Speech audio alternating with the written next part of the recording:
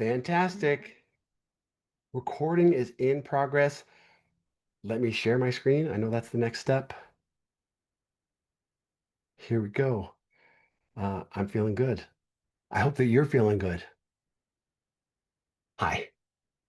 Thank you so much for having me. My name is Deshaun Carter. I'm a developer advocate over at Broadcom. I love my job. I'm jazzed to be here. In this session, I'm going to show you what your app development teams crave. An AI-ready PaaS. That's the thing. I don't know if you've been paying attention, but the news, AI is all over the news, and your developers, they would like some of that. They want to be in the AI. So here, I'm just outlining, there's a shift. Things have moved. The way that we were doing things, even a couple of years ago, even last year, things have changed. And yeah, the patterns that we see have shifted. So we see there's this disruption across several areas. First, in the data infrastructure, we're moving beyond traditional relational databases to more specialized solutions like the vector databases that are really popular in this AI landscape and the lakehouses. You've got data and you'd like to get some value out of that data. And these, yeah, they're all better suited for AI workloads. But also in data management, the old approach of the ETL pipelines. And I'm very certain that the people that are in charge of those ETL pipelines, they are really popular these days because AI needs data. You can't have AI without the data. But these are giving way to more dynamic and integrated solutions like data fabrics and retrieval augmented generation or RAG support. These enable more real-time and context-aware data access for AI applications. Third, in the AI services, like the simple machine learning APIs that were great, right? The data scientists had a really good run building custom models and specific models. We need a place to run them. But now we've kind of leaned in. We've got this new generative AI wave. And it's happening, built around foundational models and agentic frameworks. This allows for more sophisticated and autonomous AI capabilities. And finally, in the app development, where developers like me, traditional IDEs and CI/CD pipelines, that's there, but now it's being augmented and in some cases replaced by AI-powered app generation tools. This is drastically changing how we build and deploy applications. In essence, what we're doing is just kind of showing the move from maybe cloud native towards AI native. And it's not simple, right? It's a transformational process that touches every layer of the IT stack. And what we know is the teams are going to have, that win, are going to have an integrated stack across the board. So what does that mean? As a developer, going from sprint to sprint, productivity increases with flow. So we want to make sure that the flow can happen so our developers can focus, and you, our platform engineers, so that you can focus on the task at hand, the features, and the business value that we're trying to generate. We want to spend less time with undifferentiated heavy lifting. Now, the ways in which we've delivered apps has changed over time. When we once just handed off a VM, say, hey, developers, go, you're on your own to manage that, to where cloud brought along self-service and automated consumption. Utilizing infrastructure abstractions, the levels of complexity for developers and application teams still slows delivery of new applications and services that add value. At VMware Tanzu, we've helped our customers recognize the value that platform as a service or PaaS delivers. And customers have achieved some pretty amazing results. This is built on a rich legacy of introducing new layers of abstraction that remove the complexity, toil, and guesswork, increasing speed, increasing agility, iteration, and the ability to invest and innovate with new technologies like Gen AI and agentic AI use cases and adoption patterns. Most companies have come from more than one target, right? Most companies have more than one target. I've yet to find a company that is all in on one of mainframe, bare metal, VMs, Docker, Kubernetes, the edge, or platform as a service, right? There's many, many targets. But speaking as a developer advocate, advocating for the developers in your org, I can tell you that most of them do not want to deal with anything below the application line. PaaS is what they crave. So what does that mean? There's some outcomes here, and this is probably my favorite metric. This relationship, the more easy it is, the guardrails that the platform can provide, the easier it is for developers to move forward. And that contract between the developers and the platform team that are providing this platform as a service, the more that is being enabled in that contract, the easier it is on both sides for the developers and the platform engineers. You should not be bothered with delivering custom YAML every time a developer needs something new. What does that look like? It looks like we want it to be production ready from the get-go. If you're struggling with multi-cloud and you have Cloud Foundry, you have Tanzu Platform, it can be the common platform, no matter the cloud provider. So instead of giving your developers access to the AWS console or the Azure console, and it's something different for what you're doing in your private cloud, give them a menu of things that you can support across all of the clouds, private and public. This is the approach. So let's jump in. You want to provide self-service. You also want to provide guardrails at the same time. So what I'm going to do is I'm going to log into the Apps Manager, which for a developer, it's pretty sweet. Oops. For a developer, this is a pretty slick deal. So Apps Manager, this is a nice view. What I can see here is I've got an organization, the org for my team, the developer advocates. As a team, we have a memory quota of 100 gigabytes. That seems reasonable for the things that we're trying to do, the demos and POCs that we're delivering. Let's jump in. I can see that there's 5 spaces and 2 domains. Let's dig in. These spaces, we have a space for each of us on my team. And here I can see that we also have quota for the amount of logs. We're lucky. We're unlimited, but we can see how much we're delivering. You may have been burned by a Splunk bill once or twice along the way. Logs, am I right? Like, this is a thing. So as a platform engineer, you can limit how many logs or the amount of logs that are being emitted from these apps. But there's more. I want to show you about this marketplace. The marketplace here, this is just for us. As a platform owner, you get to decide who gets access to which services, and you can change that across different orgs because we all know that these services are not one size fits all. As a developer, this is really nice. So what we're going to do is I want to deploy a service to my space. I said my space in my org, and let's go. So we have a handful of services: App Autoscaler, Secrets Manager, Data Flows.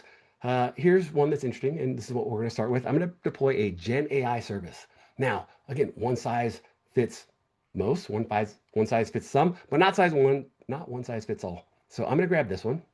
This is Tanzu GPT OSS. This plan provides access to OpenAI GPT OSS 20B model. Right, not too big, not too small. It's kind of right in the middle on a VLM worker. So this is the platform engineering team telling me what I'm in for, what I've got. This model has a context length of 128K and supports chat and tool calls.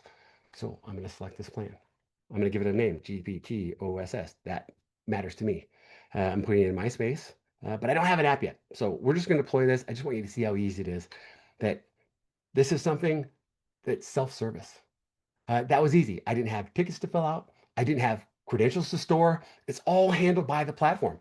And it's also not exposed outside of the platform. So I've got this nice big box with guardrails where I have self-service inside. And the platform engineering team gets to decide what access I get and also what size and shape I get. So everything that's handled, mutual TLS between the application and the service. The credentials will be rotated. So there's not a single set of credentials for this application or for this service. The platform handles it. So that was easy. I have orgs and spaces. It was easy for me to log in, and I started with nothing. So there's nothing else in this space right now except for this one service. So let's keep going. Connecting into a rich ecosystem of third-party tools and services that you can easily bind to and add these. And your platform engineering team, you get to curate who gets what and who has access, because in the end, somebody has to support what's running in production. And that you can then bind to these with built-in credential management. The platform is taking care of that. So you're not having to worry about getting people to update their certs, updating their credentials, giving them the 30-day warnings that they're not going to do anything until the last day. Avoid shadow AI, right? You're also giving them a platform where they can deploy these Gen AI features, Gen AI tools. And ensure developers don't have to become AI experts by surfacing approved AI models in self-service fashion for developers. So you've got a path forward. And Cloud Brokers, Spring Cloud Broker is a framework. You can deploy services. You can put services on the menu that are outside of the platform. You can create your own internal services and you can put them on the menu for the developers and the customers that you have internally. And this is nice. All of that overhead, all the things, if I'm trying to go to production, the things that I really care about is my app as a developer. The service that I need, I know I'm going to need a Postgres. I know I'm going to need an LLM to connect to, but I would like those decisions made for me. I like the value that I get from not having to make decisions on which one's best.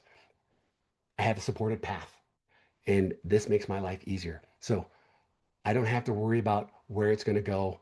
I have my platform engineering team is giving me an API that gives me access to not one, not two. I can have more than one foundation, and it can be in different clouds. But I can have an environment that looks exactly like it's going to in production, and I can have all the exact same services in every environment delivered the exact same way with the same APIs, not having to switch. I don't have to be a multi-cloud engineer. I can be an engineer that delivers apps because I have a platform as a service. What does that look like for a developer? Let's see. I'm going to build an MCP server. So I'm going to jump over here. I got to move this. Please hold. I wanted to go to this page. And I'm going to, this is start.sprint.io. This is where your developers are going to create a service. An MCP server, Model Context Protocol, an MCP server deployed much like a microservice. So I'm going to start with my favorite framework. And I'm going to say, I would like an MCP server, please. And I'm going to add these production-ready enterprise-grade features by giving it a actuator so I can see, I can get information about my app while it's running in production. I'm going to name it. Oh, that was already done. I'm using the latest, greatest of Spring Boot, and I think I'm in good shape. Let's generate that. It gives me a zip file, so it gives me a file to start from. If I'm here, I will unzip that zip file. I'll jump in, and I'll jump into my ID. This is all the same. This is what your developers are doing, but let's see what that process looks like. I know that I want to do things fast. I'm going to add one piece here. I want to make this a Webflux server, so I can do interesting things. And then I'm going to go and add some stuff. I'm going to go into the app. Again, I got this started. I have all the dependencies that I need. The initializer provided that for me. So now I'm going to go in and I'm going to add a service. I'm going to add the service. I got a little cheat code. So this service is simply going to get the current date and time in the server's time zone.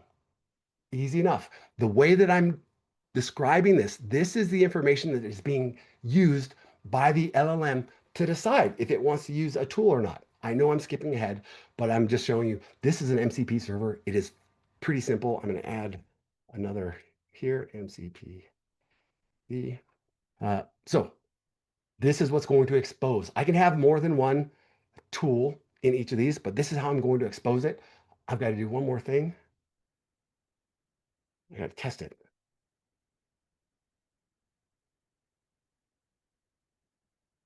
Oh, wait, oh, I think I need to do one more.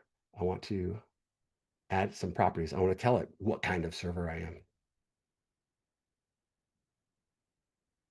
So this, I'm saying, I don't want the banner. Here's my name, and I want to expose these actuator endpoints because I want to be able to test it. I want to see what's happening in production. So now I'm going to start up this app. I'm just testing locally. I haven't done anything on the platform yet, but this is normal developer experience. I want to go and make sure localhost 8080 actuator health. It's up. It's good. I feel like this is ready. It looks good to me. So now what do I want to do?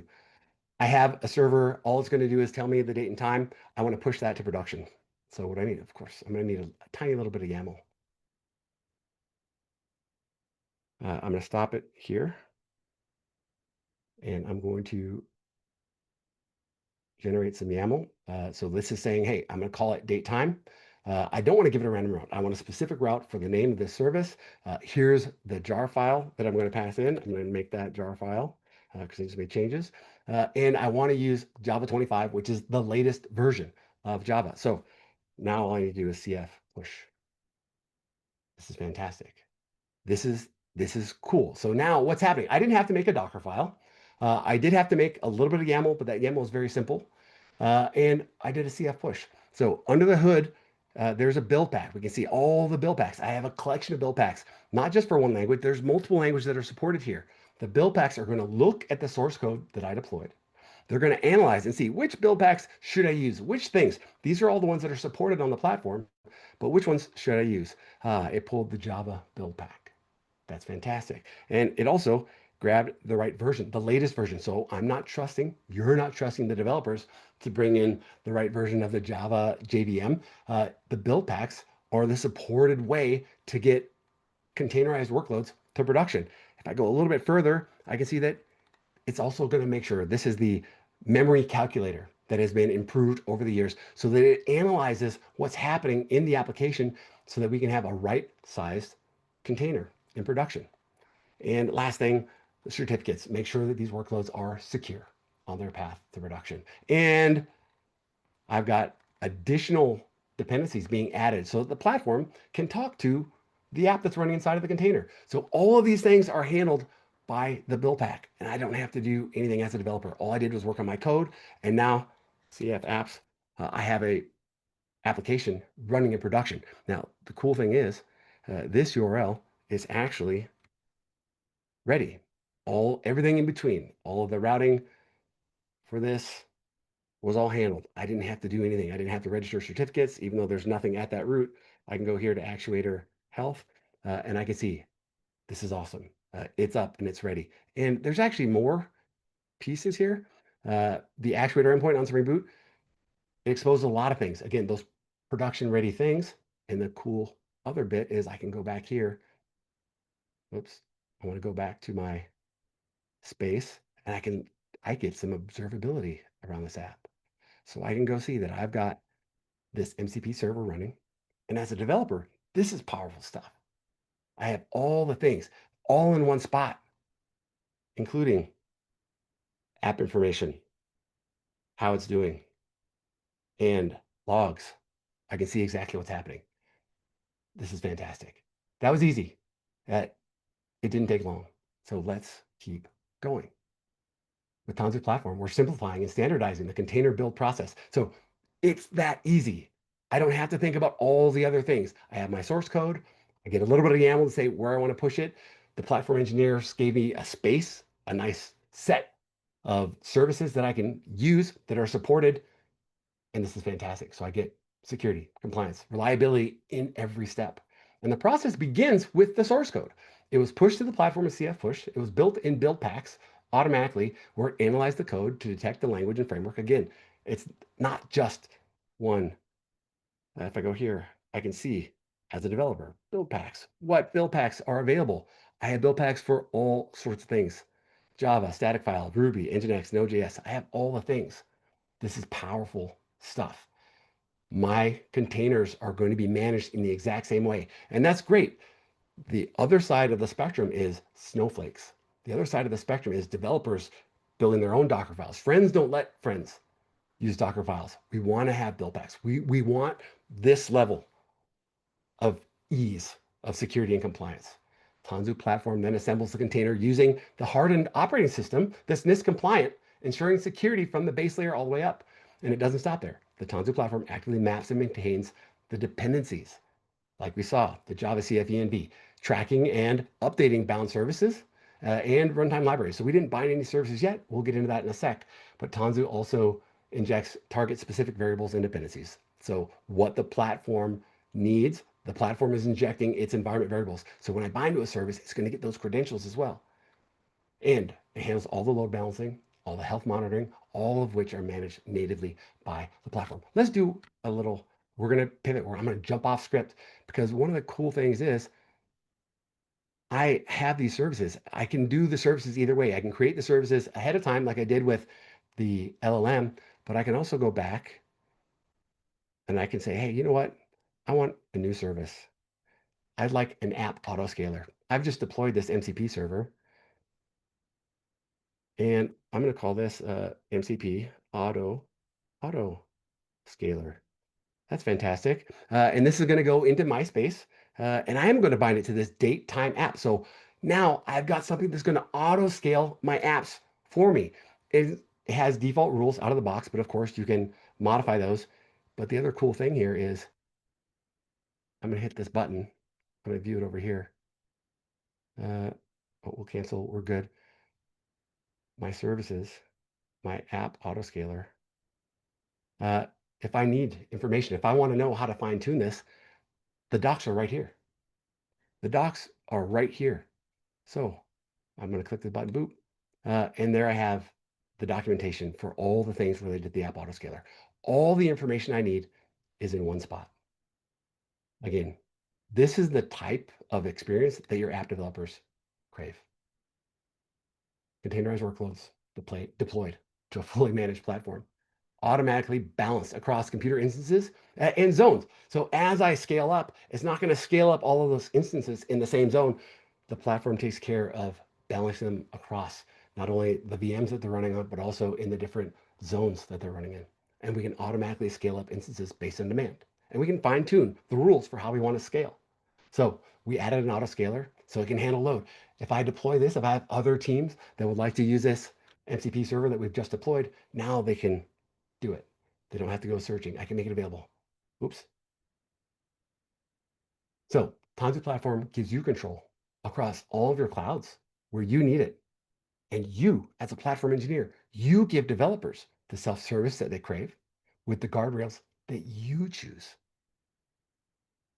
Let's look at this application visibility. Like we've seen it, like we have all the tools. Now I can go in, whoops, I can go in, I can see that my app is now bound to this service. So I get a great view on my space, what's been deployed. I can go look at my application. I can see that there's services that are bound. This is fantastic. I get all the things. Scoot that back up. Yeah, and by adopting the Tanzu platform, you also get all of the Spring ecosystem. So what does that mean? You get accelerate development with familiar tools, minimal configuration. You get support for Spring, for the actual framework. You get first class support. You can scale these applications effortlessly. And you can embed intelligence directly in. We can use MCP. And we also can enable governance and compliance across the enterprise. I'm going to go back here. So there's a lot. We talked about service binding. We showed that. We also have this powerful, we can choose how we want to deploy. So we can do zero downtime deploys with things like canary deployments or blue-green deployments. We talked about build packs, doing the analyze and detect. And we saw our app visibility, but we can also extend the apps with all of the services that you put on the menu. There's another piece here, this faster startup times. The build packs inside of Tanzu platform actually take advantage of all of the latest features. So I started with Java 25, and in Java 25, we have this new capability called AOT cache. And one of the things that you can do is for your apps, you can say, I would like to start up this application. And I would like to take a little snapshot. I can even run some load against it. And I would like to take a little snapshot of what's been loaded into the JVM. And I can take that down and I can put it into a disk. And with that information, I can say on the next startup, start up with this pre-warmed up JVM. So you get a faster startup time and you get to the optimal efficiency of the JVM faster. And our build packs take care of all of that for you. They start up your app, they do a training run, and they save the information so that as you scale, every new instance gets all of the benefits of that faster startup time. So yes, your apps will actually start up faster and perform better when they're running on Tanzu platform. And the platform takes care of all of that work for you. But not only that, with the addition, you have Tanzu platform, you get access to all of the commercial special versions of everything in the Spring ecosystem, like the Spring Boot Governance Starter. If you're in a highly regulated environment, if you've got compliance like FIPS or PCI that you need to deal with, you can add the Governance Starter. Just like I added the starter for MCP server, this is another starter that you can add to your applications. If they aren't compliant, it'll automatically go in and do the checks that you decide. And if it's not compliant, the app won't start. So it's another way that you can give guardrails around not just the platform, not just the build packs that you're delivering, but also at the app level. You can make sure that your apps stay compliant and they will give their compliance assessment on an actuator endpoint. So I'm combining all of these things that your apps, you have visibility, including software bill of materials. The SBOM can be visible from the app to the build pack and to the underlying platform. So you can monitor and optimize performance continuously. Let's keep going. We're going to build now, not a server. Oops, I gotta scoot this down. We're not building a server. We're going to use a server this time. I'm going to go back here. And this time, I'm going to not do that. Of course, I'm going to add the actuator. I'm going to add web. So we're going to give it an endpoint. I'm also going to add OpenAI because we're going to use Spring AI, which your developers are probably already doing. And I want to do the MCP client because we're going to use that tool that we generated before. Oops. So I will scoot this up. We're going to call this one VMUG. And I'm going to review everything else. Looks good. So let's generate a new file to get me started as a developer. This is fantastic. Here, I'm going to go into that unzip VMUG and jump in. So now, again, I'm back in my IDE, the developer's happy place. I'm going to go make one change. I'm going to match it up with my server, and I'm going to make this web flux. I don't think I want to make any other changes here. I'm using Java 25. This is fantastic. I'm going to jump in and get started. So here's my stuff. I'm going to add REST controller client. This is great. So now I'm going to use that chat client that I got from my dependencies. Then I'm going to add a mapping. I'm going to put it right at the root. And I'm going to say, give me a string. This is my demo. And this is how I'm going to connect to I want to return from the chat client. I'm going to send it a prompt. And it's a user prompt. There's user prompts and there's server prompts. And I'm going to say, I'm going to say, what should I eat? Lunch, breakfast, lunch, or dinner. Easy enough. And then I'm going to make a call to that AI endpoint. I chose OpenAI. And then I want to return that content. So this is it. Simple, simple. So I've got a chat client. This is chat bot use case. But your developers want to do this. So I'm going to do this. MDNW, Spring, boot. Oh, you know what? I got to do one more thing. I need to give it some properties. I got to tell it like, hey, I would like to connect here. So I want to do, here we go. I want to add my open AI key. I think that it's already been put into my environment, so this should work. Let's see. So this is what I needed to make it so that I can connect with OpenAI. Oh, let's see. Oh, I forgot something. There we go. Let's try it again. Building an app. Let's go test it. Localhost 8080, and I'm asking it, hey, I'm hungry. What should I eat? Breakfast, lunch, or dinner? And it's hitting my local app, which is calling out. It says the choice of what to eat for breakfast, lunch, or dinner depends on various factors, including your personal preferences, dietary needs, and what you have available. Here are suggestions. No, what should I eat right now? So what should I eat right now? Breakfast, lunch, or dinner? Breakfast, lunch, or dinner? Simple question. Answer me. Let's try it again. It's up and running. We'll hit it one more time. It's calling OpenAI. It says that depends on the time of day. Haha. These LLMs, they don't know what time it is. They need a little bit of help. They also don't know about your private information. They don't know about your IP. They don't know about your customers' information. In order to get better responses from these LLMs, we need to give them tools. And this model context protocol is the predominant way to do this. So we've already stood up a MCP server that's going to help us out here.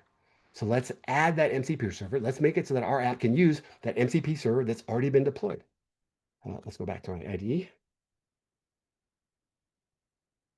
And here's what I want to do. I want to do it here. And then I want to add here a sync. This is going to be injected for me. Yes, dot sync is good. Whoops. Sorry about that. And then I want to use it. So now I'm populating that. Now I want to use it. And to do that, I'm going to go here, tool callbacks, done. So now I'm saying, hey, you've got access to tools. If you've got access to tools, let's use it. I don't think there's anything else I need because I'm using Java 25. I can get rid of this. And I'm going to go into my properties and I'm going to do TCP.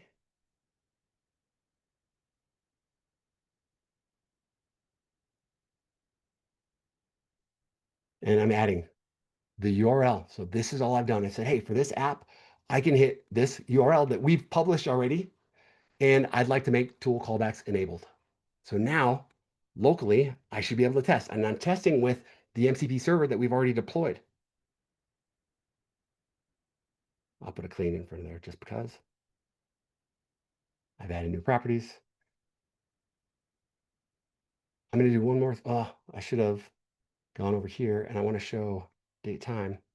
If I go here, I can actually look at the logs of that datetime server while it's running in production. Logs, date time.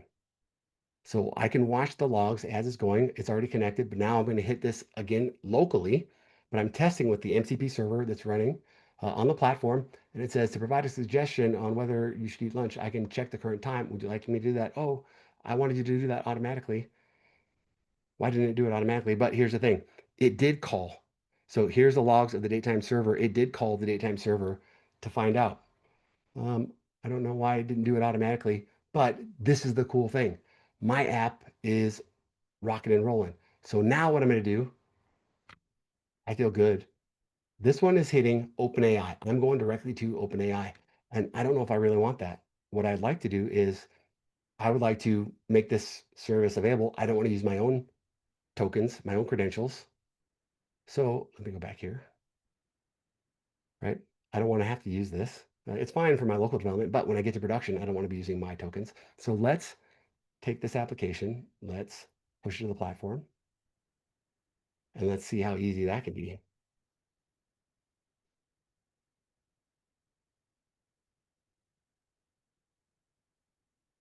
Uh, there you go. So here's my VMware demo. Here's the jar file that we're going to use. And this right here, I want to bind this app to that GPT OSS model that we've already deployed. It's that easy. So I'm going to hit this, NBNW clean package. And in this configuration, all I'm saying is I want bind me to a LLM, bind me to the service that I've already deployed. The service made that easy. I'm going to scoot that over there. So now all I have to do is CF push. My app is going to production. This is fantastic. This is now the second app that we deployed, and the second, we've already deployed two services, and we're cruising. We are having a good time. So CF push makes it easy. Let's keep going. I showed you Greenfield, but not everything is Greenfield. You, as an infrastructure engineer, you are fully aware of applications that are running on your infrastructure that might not be patched, might not be up to date. You've allowed perhaps developers to deliver Docker files to your infrastructure, and maybe not taking care of those Docker files. That's a whole other thing. Whose responsibility is that? The other piece that our platform does is it allows you to get a view of all of the applications that are running on your infrastructure. So part of Tanzu platform allows you to go and analyze all of the repositories, all of the source code in your organization's code repositories, and you can get a good sense of where is my risk? Where am I most secure? You can get a map just like this that says, here's the things that are in red, those might be the things that we should address first. But on top of that, it also gives you tooling to upgrade automatically the source code, specifically Spring Application Advisor, which is my favorite part of Tanzu platform, allows you to go in and upgrade your Java code. And it gives you nice small diffs. And let's take a quick look. I'm going to jump over here at the Spring Application Advisor. So what I'm doing here is I'm using Java 8. You might have Java 8 still running, Java 8 created back in 2014. We're going to use Java 8, but I say don't do this at home. We're also going to clone Spring Boot 1.5 application. You can do this, you can follow along, but the Spring Application Advisor is what's going to help us move this forward. I might not sleep so great if I know that there's Java 8 and Spring Boot 1.5 running in production, but it's still going to work. That's the thing. It's still healthy. We're looking at the old health endpoint, and it's still going to show up as healthy, but it might not be the most efficient. It's running 557 megabytes. You might have workloads that are running Java 8 and Spring Boot 1.5 or anything in between. 3.5.7 is the latest today. So we're going to stop it. I want to show you what the Application Advisor can do. The Application Advisor, built on top of open rewrite recipes, actually can go in and look at your code. And it'll analyze your code. It'll give us all the information that we need to do. We're doing this configuration here. Uh, let's get all the information that we can about this repository. And all of that information then can be fed into the platform. So you get a nice map of where you need help. So in that config, I see the dependency management, the get metadata, software bill materials. I get all of this information. We're going to look. Here's the source code. Here's the repository. Here's the actual commit SHA that we're looking at. So at a certain point in time, there's 32 dependencies of this repository, the software bill of materials, all the way down. And this is the artifacts, the group ID and the artifact ID. This is how your developers are finding this code. And it also gives me the tools that are being used. Maven Wrapper 3.9.1 and Java 8. So what do I do now? Well, the advisor, it gives me a plan. Here I've got a 16-step plan to go from Java 8 and Spring Boot 1.5 up to the latest and greatest Spring Boot 3.5. And I think we're going to run on Java 17, at least 17, but maybe we'll switch to Java 25. But we're going to upgrade. We're going to say, do all of these steps. This is not advised. The whole idea of the advisor is you're going to have pipelines that are actually going in and analyzing your code periodically. So you're not just going to be sending out CVEs to your developers that says, hey, go fix this. With Spring Application Advisor, the advisor has recipes that will actually go in and upgrade the code. So from Spring Boot 1.5, it'll take it to Spring Boot 2.0. And it's not just bumping versions, it actually changes the code and the properties and the configuration underneath. So it behaves the same, but it's operating more efficiently. It's using the latest patch versions of the code and optimized, improved frameworks and the latest and greatest technology from the JVM. So it helps you upgrade all of your software across your entire portfolio. And the portfolio is giving you a map of where you need to address it. This is my favorite feature of the platform. So now it's doing all of its work on that code, and now it's done. We've done all 16 steps, and let's run it. What did you do, Deshaun? Well, we're switching to Java 17, which is great. This is the latest version of Java 17, and now we're going to start it up. Let's see what we've done. Spring Boot 3.5.7. Our logs are a lot cleaner. It started up. Of course, it's going to be healthy, but we got to check the new healthy endpoint, right? It did all of the upgrades, so now my new actuator endpoint, I'm still healthy. Let's check the memory. 310. We saved a little bit. Same application, same stuff, same business logic. It's all working, except it's working a little bit better. It's been optimized, and it's also been secured. All of the CVEs, and here's some quick numbers. So we started up 17% faster, and we saved 45%. So platform engineers, wouldn't it be nice to get 45% of your infrastructure memory back? Wouldn't it be nice to not have to order a new rack because your Java developers keep asking for more memory? With this tool, we can upgrade. We can not just patch, but we can also improve. And now that I'm on Spring Boot 3.5, the latest and greatest, now as a developer, I have access to all the other features that Spring and Java 25 are providing. This is all provided as part of the platform. This is all fantastic. So Spring AI is hot, and its seamless integration to Tanzu platform. Like I said, oh wait, we didn't go back and validate. We did our push, but we didn't go and hit. Now I have CF apps. I did an upgrade of another app, but now I've got my VMUG demo. I can go see my VMUG app. We've taken 2 apps to production already. And now this one is bound to the AI model that we deployed. Spin, spin, spin. It's talking to the AI model that's inside of the platform.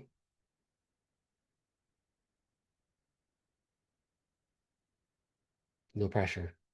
It's a demo. Nobody's watching. As a developer, I can go here. I can say CF blogs, debug, demo. I don't see anything. Oh, there we go.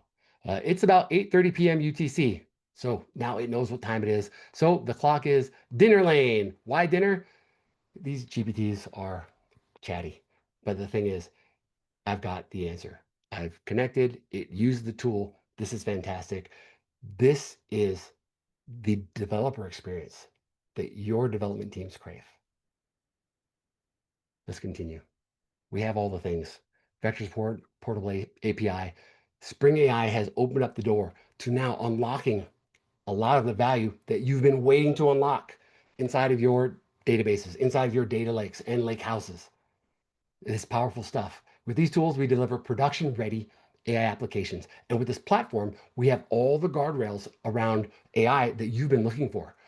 Authentication, access, we can do quotas for the number of tokens.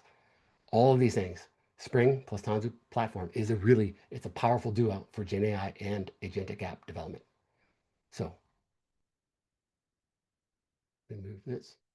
Let's keep going. Yes. Tanzu platform manages across models and data sources. We're doing good things. This is the fast path. This is the experience that your developers crave. And I know that you're probably asking yourself, but what about me? What can I do? Well, for those of you that are watching on the big screen, we do have a starter kit, which includes the entire platform within a single appliance. And it really is that easy to get started. So if you're on the big screen, go ahead and use that QR code, but there's also a really easy to remember URL, trytanzu.ai. If this is interesting to you, if you want to give your developers the developer experience that they crave, give it a try. Trytanzu.ai. But we're not done. You're not done. VMware Connect is going to be doing a whole lot more later in FY26, in 2026. My name is Deshaun Carter. I'm a developer advocate at Tanzu, the Tanzu division at Broadcom. Thank you so much for your time. I will take questions if there are questions, if I can figure out how to get to the questions. I'm going to stop my share and I'm going to look. Are there any questions in the back? Team, looks good. We had some polls, but it doesn't look like there are any questions. Hopefully this was valuable. Again, thank you so much for your time.